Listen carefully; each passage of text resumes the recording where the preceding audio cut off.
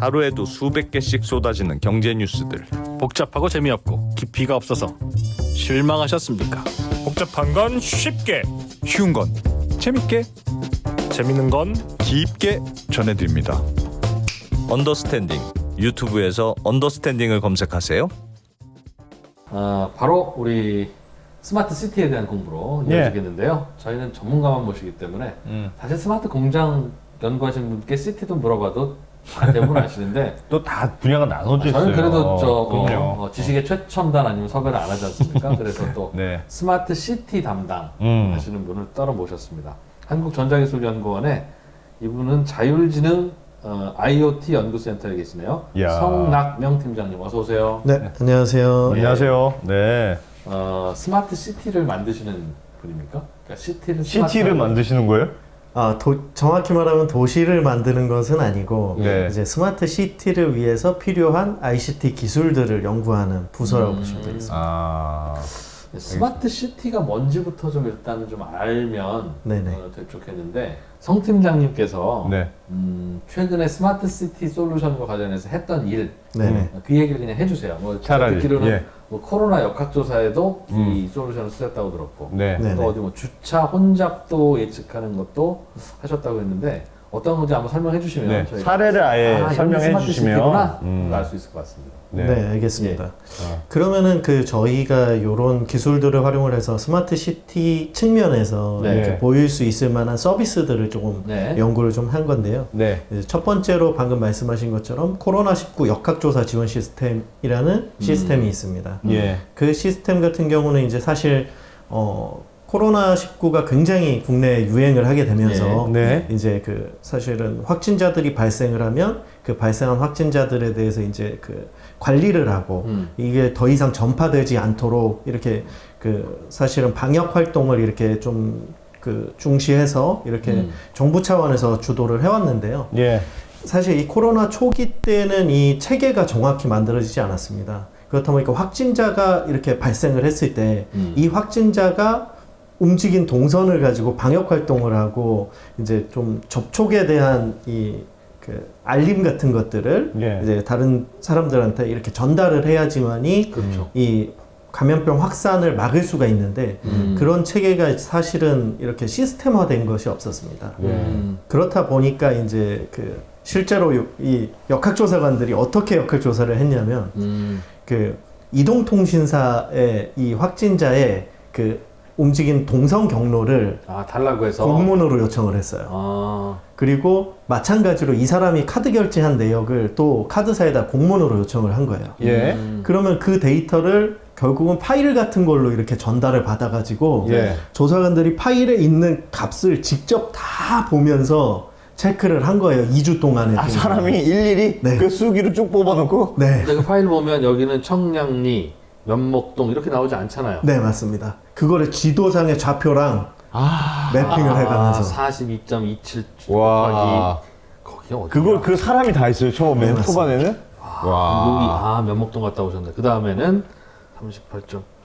그렇게 찍어가지고 수기로 찍어서. 그 다음에 네네. 석계역으로 가셨구나. 뭐 이런 식으로. 그렇게. 와. 그렇다 보니까 확진자 한 명에 대해서 분석하는데 역학조사관 한 명이 달라붙어서 꼬박 하루 종일 예, 동선 예. 분석만 하는 거예요. 네. 그렇다 보니까 이게 사실 확진자가 초기에는 얼마 나오지 않았는데 네. 그 인원들이 많아질수록 이 인력에 대한 그렇죠. 소요가 엄청난 겁니다. 예. 그렇다 보니까 이제 저희 쪽에서는 이제 이런 거 그냥 시스템화해서 전산으로 다 처리해서 금방 동선 분석할 수 있다. 예. 그러면서 저희가 이제 국토교통부랑 같이 이렇게 지방관리청에다가 제안을 드렸고 우리가 이 시스템을 구축하기 위한 기반 기술을 가지고 있으니 예. 이 기술을 가지고 시스템을 만들어 주겠다. 예. 라고 해서 약 한 달 정도 소요해서 저희가 시스템을 만들었습니다. 만들고 나니까 뭐가 편해졌습니까?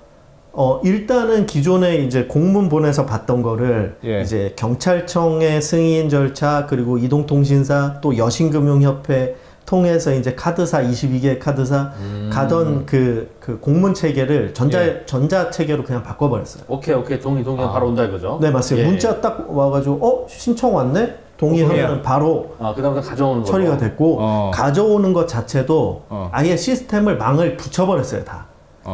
마치 내 하드 디스크에 있는 것처럼 가져오는. 네, 통신사 망도 붙이고 카드사 망도 붙이고 다 붙여버려가지고. 그걸 팀장님이 하셨어요? 네네네. 와. 와. 코로나 1등 공신이시네요. 와. 오. 알겠습니다. 그래서요? 네, 거기에 이제 카카오나 이제 네이버의 그 전자출입 명부 예. QR 코드 찍는 거 있잖아요. 네. 그 시스템도 같이 연계를 해가지고 이제 그 역학조사원이 확진자가 딱 발생하면 이 사람에 대한 정보가 필요합니다라고 보내면 전자 결제 통해 가지고 승인 절차 다 통과되고 자동으로 통과되고 데이터 수집 자동으로 다 되고 그다음 수집된 데이터가 그냥 보여지는 게 아니고 예. 이 데이터를 다 미리 사전 처리를 다 해요. 예. 뭐 좀 이상한 데이터들 걸러내고 아하. 위치 정보도 좀 잘못 찍혀 있는 것들 다 이렇게 보정을 해가지고 예. 이 사람의 그 위치 정보부터 시작해서 이거를 맵에다가 다 그려줍니다. 자동으로 그려주는 네. 거군요. 야. 이렇게 움직였다. 이렇게. 네. 그래서 그래서 이렇게 그 조사관들은 이제 그려진 경로를 보고 예. 이제 이거를 뭐 그 면담 같은 거를 통해 가지고 확인해서 확정만 지어주면 되는 거예요. 그렇지. 여기 식당 들어왔었을 때 주변에 사람 많으셨어요? 뭐 이런 식으로. 네, 맞습니다. 스마트 시티라는 게 그런 거예요. 그런 식으로 데이터를 네네. 그러니까 우리가 필요한 데이터는 되게 많잖아요. 네, 맞습니다. 그런 거를 도시에서 사람들이 움직이거나 뭐 하거나 하는 걸 데이터를 모아서 서비스를 만들어주는 네, 맞습니다. 뭐 그런 게 스마트 시티인 거예요. 네. 결국 스마트 시티라는 게 결국 어원을 보면 스마트랑 시티잖아요. 예. 예, 똑똑한 도시라는 예. 거죠. 기존의 도시에서 해결할 수 없었던 거를 이런 데이터 수집해가지고 분석을 해봤더니 이렇게 하면은 도시의 뭐 교통도 해결할 수 있겠네. 네. 또 혹은 뭐 다른 문제도 해결할 수 있겠네. 이번에 코로나 방역처럼 이런 체계도 만들 수 있겠네. 이런 여러 가지 서비스들이 나올 수 있는 기반이 되는 거죠. 데이터를 잘 모으는 게 제일 중요하군요. 그럼 네, 데이터를 맞습니다. 잘 모으는 게. 근데 이게 왜 성 팀장님한테 일감이 갔습니까, 이게? 다른 분들은 못해요? 아니면 성 팀장님이 왜 이걸 할 수 있게 됐어요? 사실은 이게 그 스마트 시티라는 이름으로 과거부터 많이 연구가 되어 왔어요. 국내에서 예, 뭐 연구진들도 그렇고 기업들도 그렇고. 예. 하지만 이 결과론적으로 이것들이 실생활에 잘 적용이 안 됐습니다. 예, 뭐 여러 가지 뭐 이권의 문제도 있고, 네. 그리고 이제 지자체별로 이렇게 그 사실 뭐 비용적인 문제도 있고 여러 가지 그 애로사항들이 있다 보니까 예. 이제 실생활에 잘 적용이 안 돼 왔어요. 그렇다 보니까 이제 그 정부 중앙부처에서는 이 스마트 시티를 계속해서 추진을 해야 되는데 그러면 정부에서 해줄 수 있는 게 대체 뭐냐? 예. 라고 해서 그러면 스마트 시티를 위한 기반이 되는 데이터를 수집해서 관리하고 서비스를 만들어서 제공할 수 있는 중심이 되는 플랫폼을 한번 정부 차원에서 만들어서 예. 보급을 해보자 예. 라는 차원에서 사업이 추진이 된 거고요. 예. 저희 같은 경우는 이제 그 사업에 공모를 해서 저희가 그거 수주를 하나를 하게 됐습니다. 수주를 하나 따오신 거군요. 네네. 이건 우리가 하겠다 그럼. 네, 맞습니다. 스마트 시티라는 건 그러면 그 정의, 데피니션이 뭡니까?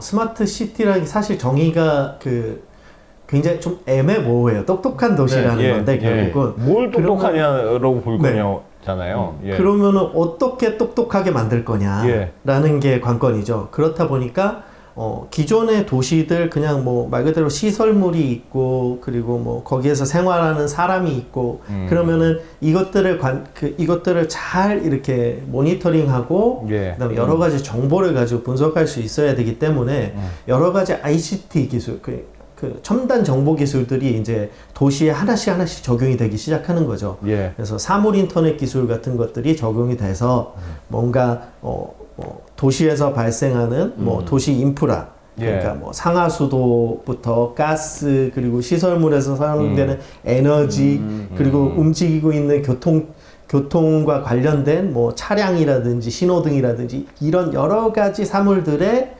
그 ICT 기술이 접목이 돼서 결국은 데이터를 수집할 수 있는 환경을 만들어주고 그러면 그렇게 해서 수집되는 데이터들이 굉장히 방대하지 않습니까? 그럼 그게 결국 빅데이터 기술이 되는 거예요. 그런 기술들을 분석하고 활용할 수 있는 빅데이터 기술 그리고 결국 그런 데이터들을 가지고 중요한 인사이트를 뽑아내서 뭔가 똑똑하게 이렇게 동작하기 위한 AI 기술이 접목이 되고 이걸 전체적으로 아울러서 사람들에게까지 실시간으로 이런 정보들을 제공할 수 있는 통신 기술인 5G 예. 기술이라든지 이런 기술들이 접목이 돼서 결국은 기존 도시에서 해결하지 못하는 문제들이라든지 아니면 시민들에 대해서 조금이라도 더 편의성을 증대시켜주기 위한 시민의 예. 삶의 질 향상을 시켜주기 위한 예. 서비스들 이런 것들을 제공하는 도시다라고 대부분의 매체 혹은 뭐 연구진들이 하는 스마트 시티라는 정의가 그런 겁니다. 데이터 디지털을 활용해서 못하던 일을 해서 할 수 있는 시민들을 행복하게 만드는 도시. 네, 맞습니다. 그거네요. 예를 들면 뭘 또 하면 좋습니까? 이거 좀 전에 말씀하셨던 코로나 역학조사는 매우 고마운 일이고 굉장히 깜짝 놀랄 만큼 좋은 일인데 네네.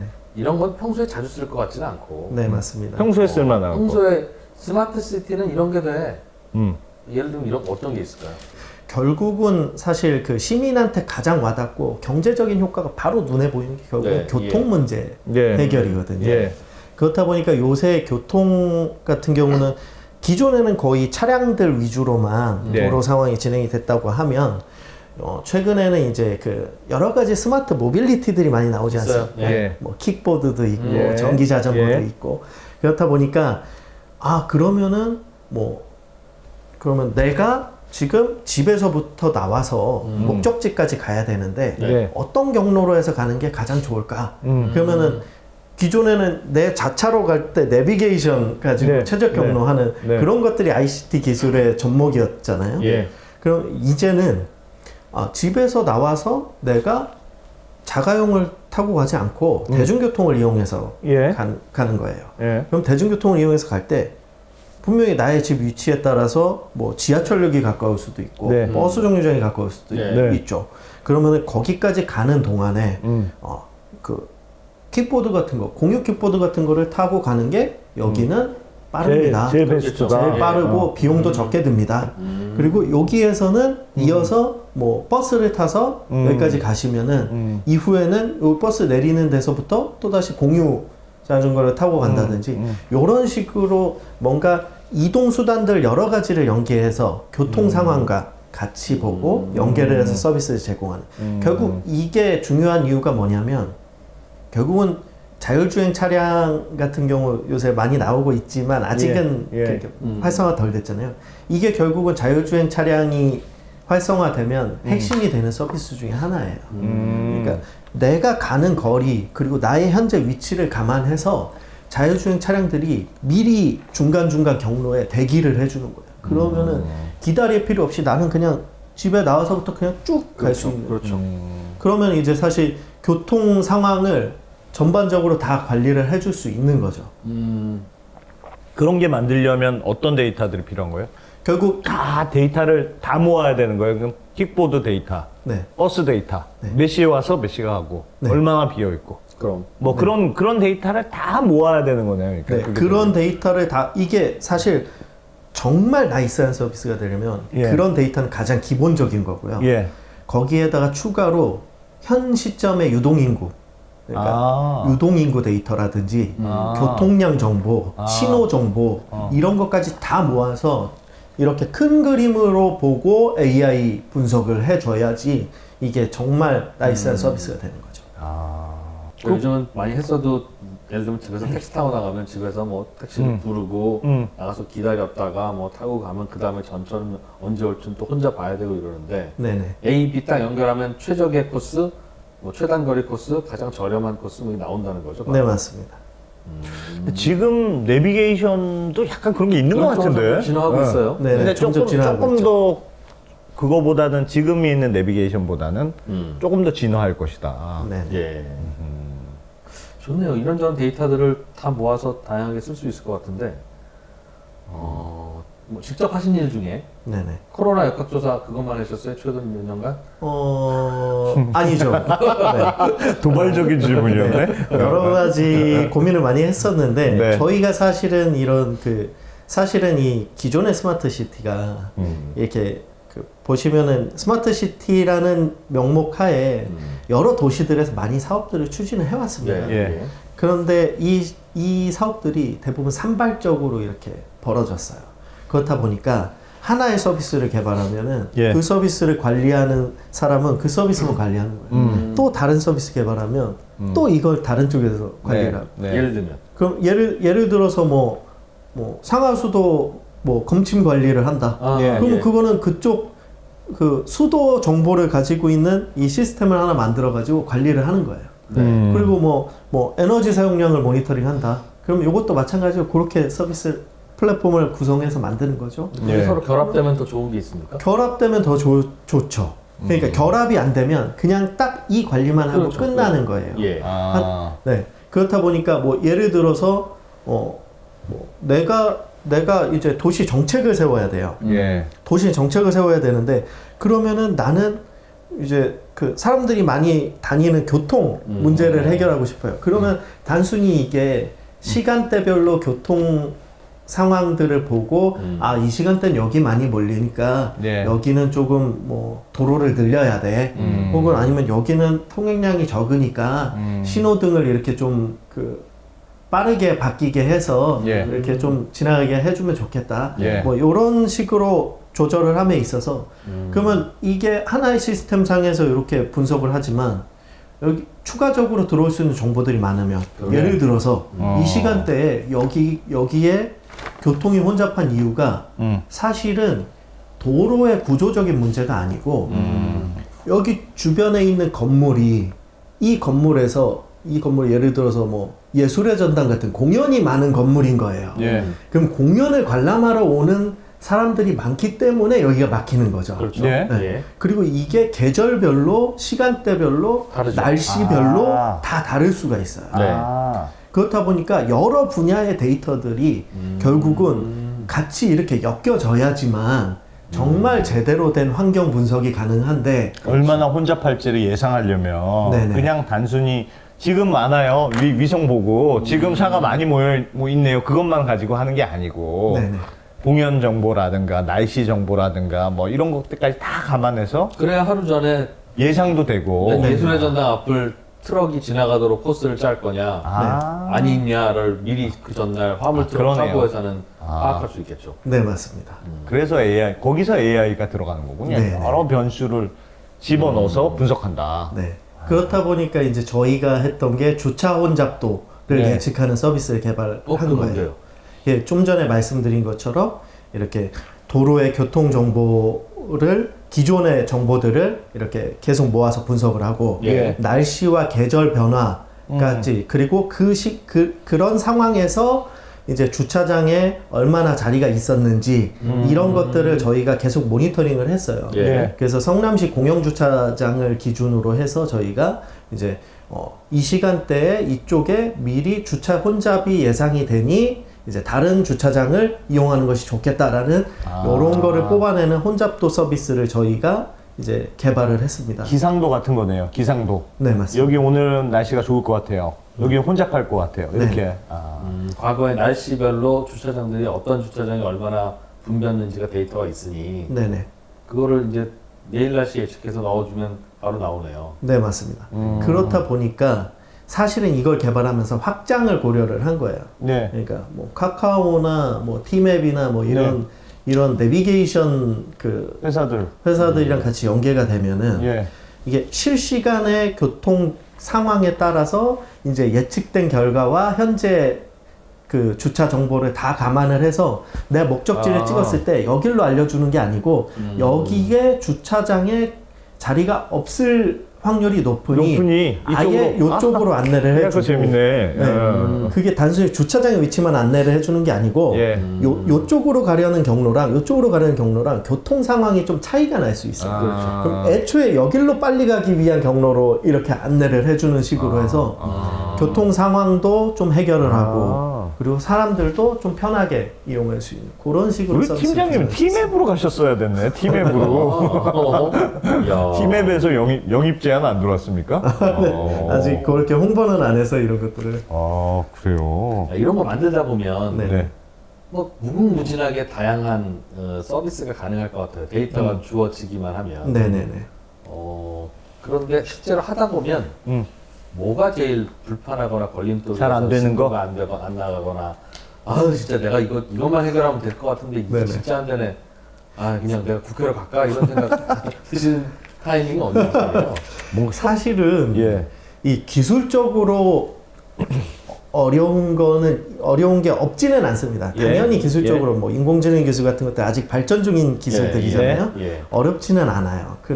어려운 기술들이 좀 있어요, 분명히. 하지만 이 기술적인 문제보다 이제 사실은 법적, 제도적인 규제 같은 것들이 너무 많아서 규제요? 적용하기가 좀 어렵습니다. 예를 들면요. 일단 가장 큰 문제, 가장 큰 이제 문제는 이제 개인정보 보호와 관련된 이슈가 한 가지가 있고요. 동의를 다 받아야 되는 문제. 네, 사실은 뭔가 스마트 시티, 굳이 스마트 시티에 한정지어서가 아니고 예. 뭔가 무인, 사람이 없이 동작하는 뭔가가 도로건 아니면 사람이 다니는 인도건 네. 뭐 공원이나 이런데 예. 이렇게 돌아다니기 위해서는 이제 뭔가 영상을 취득하거나 예. 여러 가지 센서로 정보를 취득을 해서 이렇게 분석하고 이렇게 지금 이런 상황이니까 내가 네. 이쪽으로 움직이면 안 되겠다. 뭐 이런 판단들을 해야 되는데 네. 이게 잘 안 돼요. 개인정보 보호에 관한 이슈가 워낙 강력해서 네. 이제 그것들을 피하기 위한 뭐 여러 가지 비식별화 기술이라든지 이런 기술들이 예. 연구되고는 있지만 예. 이제 요게 걸림돌 중에 하나다. 이렇게 지금도 잘 그게 불편해 안 돼요? 네네 맞습니다. 이 사람의 정보, 동선 정보를 좀 알려달라 하면 네. 그런 것들이 불가능합니다. 잘 안 돼요? 네. 아니면 기업들이 협조도 잘 안 해줘요? 기업들의 협조도 사실 기업의 데이터 자체가 자산이다 보니까 그렇지. 내가 왜 줘야 되지? 이런 네. 거네요. 네. 결국 데이터들을 모아야 되는데. 네네네. 주차 혼잡도 같은 경우도 모든 사람이 지금 어디 있는지 다 알아야 알 수 있는 거 아니겠어요? 네 맞습니다. 그거 그냥 진짜 갑돌인지 이름만 지우면 네네. 그 비식별 정보로 하면 그냥 쓸 수 있도록 해줄 수는 없습니까? 그래서 이제 정부에서 이제 규제 샌드박스 네. 이런 걸 통해 가지고 이제 일시적으로 규제를 풀어주는 그런 것들을 진행하고 있지만 아직 이제 전 영역에 걸쳐서 그런 것들이 이제 제대로 되지는 않고 있다. 그렇군요. 스마트 시티가 잘 돼 있는 나라는 어떤 나라예요? 우리가 좀 상상해 볼 수 있는 나라가 있어요. 야, 이 나라가 지금 세계적으로도 진짜 제일 잘 돼 있어. 몇 군데 이제 유명한 스마트 시티로 유명한 도시들이 좀 있기는 해요. 예. 그래서 거의 유럽권 국가입니다. 네. 유럽들이 이제 신기술들 도입을 굉장히 빠르게 잘 하고 있는 게 예. 대부분이어서 이제 예를 들어서 네덜란드의 암스테르담이 예. 있을 수 있고요. 그리고 이제 스페인 같은 경우 바르셀로나, 네. 그리고 이제 영국 런던이라든지 이런 도시들이 이제 좀 세계적으로 상위권 스마트 시티로 얘기하면 꼭 꼽히는 도시들 중에 하나예요. 서울에서는 못하는데 영국의 런던이나 말씀하셨던 네. 그 도시에서 할 수 네. 있는 건 뭐예요? 암스테르담. 뭐가 구현돼 뭐가 있길래 잘 돼 있습니까? 서울을 제치고 스마트 시티를 이게 기분 안 좋아? 이게 사실 네. 좀 전에 말씀드린 맥락이랑 좀 같아요. 예. 그러니까 이제 법적으로 규제라든지 이런 것들을 이제 연구진들이 이렇게 실제로 도시에다 구축해서 활용해 볼 수 있도록 이 규제를 풀어주는 것들을 굉장히 잘하고 있어요.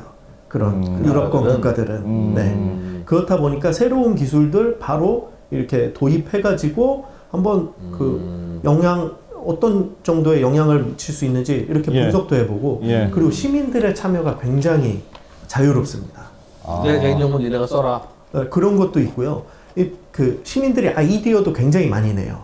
그러니까 국내 같은 경우는 대부분 이렇게 지자체에서 공공 목적으로 이렇게 예. 자체적으로 서비스를 구성해서 하는 경우가 많은데 네. 그런 도시들은 리빙랩 같은 것들이 굉장히 활성화돼 있어서 시민들이 참여해가지고 서비스도 제안하고 그러면 이 제안한 서비스를 기업이랑 같이 엮어서 요걸 가지고 실제로 여기 도시 내에서 운영해 볼 수 있는 그런 프로그램 같은 것들도 굉장히 잘 운영을 하고 있어요.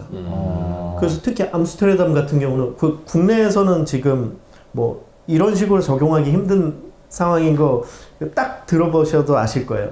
그 암스테르담에 그다음에 운하가 있습니다. 네. 예, 어쨌거나 국내 그 사실 교통 수단으로서 그쪽에서는 이제 배들도 많이 이용을 하죠. 그 네. 운하를 타고서 예. 그 운하에서 운용 가능한 자율 운용 선박을 프로젝트를 만들어 가지고 굉장히 조그만한 그러니까 사람이 몇 명 탈 수 있는 보트 같은 형태도 있고요. 예. 그래서 이런 보트 같은 것들이 합체를 해요. 왜요 어떻게? 사람이 많이 이동해야 되면 예. 혹은 이 보트 위에서 뭔가 행사를 열어야 되면은 큰 게 필요하잖아요. 네. 그럼 이 보트 같은 게 합체를 해가지고 네. 대형 선박이 돼가지고 아. 이 위에서 뭔가 즐기고 이동하고 할 수 있는 그게 실제 상용화 수준까지는 아니지만 거의 상용화에 근접하게 그 운하 내에서 운행하고 시험하고 이렇게 하고 있습니다 실제로. 근데 그게 뭐가 신기하고 왜 그게 스마트한 거예요? 사실은 그 무인이에요. 그러니까 사람이 조종하는 게 아닙니다. 아. 내가 뭔가 지금 여의도인데 예. 여기서 서울역을 가고 싶어요. 예. 그러면 뭔가 사람이 운행하는 어떤 교통수단이든 제가 가서 집어 타고서 가야 되잖아요. 예. 예. 그것 때문에 이제 자율주행차가 나오긴 하지만 그것도 자율주행 택시라든지 뭐 이런 것들이 아직 활성화가 되기 힘든 상황인데 네. 거기서는 이미 그 운하를 기준으로 하긴 하지만 이걸 타고 갈 수 있는 그런 프로젝트들을 하고 있다는 거죠. 네. 뭔가 이게 데이터를 그럼 공유할 수 있는 법적인 정비가 좀 필요하다. 네, 맞습니다. 근데 스마트 시티도 아까 스마트 공장이랑 비슷하게 그러니까 어쨌든 도시를 좀 효율적으로 만드는 거네요. 데이터를 네, 모으고 그렇죠. IoT 기술을 넣어서 좀 요런 좀 누수를 방지하고 좀 효율적으로 돌려보자. 네. 에너지도 좀 효율적으로 해보고 차도 좀 효율적으로 써보고 뭐 이런 네. 거네요. 네, 사실 그게 가장 기본이 되는 거고 근래에 더 추가된 것들이 이제 결국 편의성, 편의성, 삶의 좀 질. 더. 아, 요새 그런 것들이 굉장히 중요해졌잖아요, 사실. 알겠습니다. 네. 자, 오늘은 일단은 여기까지. 예. 오늘 스마트 시티에 대해서 이 정도면 저희도 이런 걸 스마트 시티라고 하는구나. 특히 굉장히 범위가 넓구나. 네. 우리의 상상력이 데이터나 기술과 결합돼서 없었던 서비스가 제공되면 그걸 다 통칭해서 스마트 시티라고 부르는구나. 이런 사실을 알게 됐는데 맞나요? 네, 맞습니다. 진짜. 여러 전문가들을 네. 이렇게 상대하시다 보니까 굉장히 이해 빠르신 것 같습니다. 네. 밑 빠진 독인 것 같기도 하고. 어제 들었는데 오늘 한국전자기술연구원의 성낙명 팀장님과 함께 오늘은 스마트 시티 연구소 들어봤습니다. 네. 네, 고맙습니다. 네, 감사합니다. 미국, 중국, 러시아 이런 나라들의 움직임에 대해서는 관심이 어느 정도 생겼는데 거기에서 우리는 과연 뭘까? 우리는 체스판의 말이 아니다라는 생각을 좀 해야 좋겠어요. 어떻게 생각하세요? 우리 편 누굴까를 좀 더 고민할 수 있지 않을까 싶어요. 뒤집어 질문을 해보면 그러면 아시아에는 우리 친구가 있을까요? 제가 지구본 연구소 진행하면서 사실은 되게 마음에 걸리는 이만한 짐이 하나 있어요. 우리 옆에 있는 동남아를 내가 모른다. 우리가 처해 있는 아시아라는 지역을 자꾸 방관하고 유럽이나 미국의 어떤 시각에 맞춰가지고 그런 이제 개별적인 지식 이런 것들이 묶여가지고 큰 흐름들을 만들어내는 이야기, 그런 경험.